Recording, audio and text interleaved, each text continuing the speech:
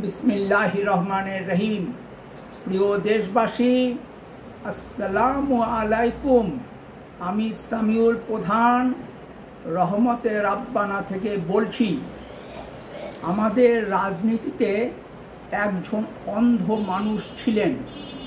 ওনার নাম মরহুম আবুল হাশিম।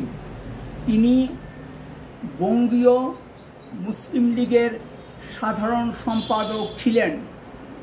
ওনার একটি মতবাদ ছিল, সেটি হলো ইসলামী সমাজতান্ত্রিক মতবাদ।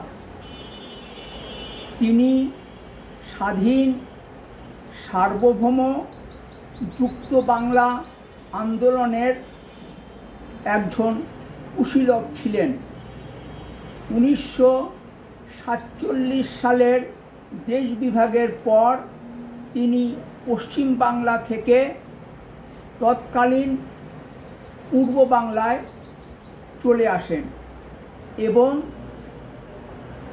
খেলাফতে রাব্বানি পার্টি গঠন করেন। 1954 সালের প্রাদেশিক পরিষদ নির্বাচনে খেলাফতে রাব্বানি পার্টি একটি আসন পেয়েছিল। অন্ধ মানুষও রাজনীতিতে গঠনমূলক ভূমিকা রাখতে পারে। ভালো থাকবেন ও রাজনীতির আড্ডাখানা রহমতে রাব্বানায় বেড়াতে আসবেন। ফি আমানিল্লাহ। আল্লাহ হাফেজ। বাংলাদেশ জিন্দাবাদ।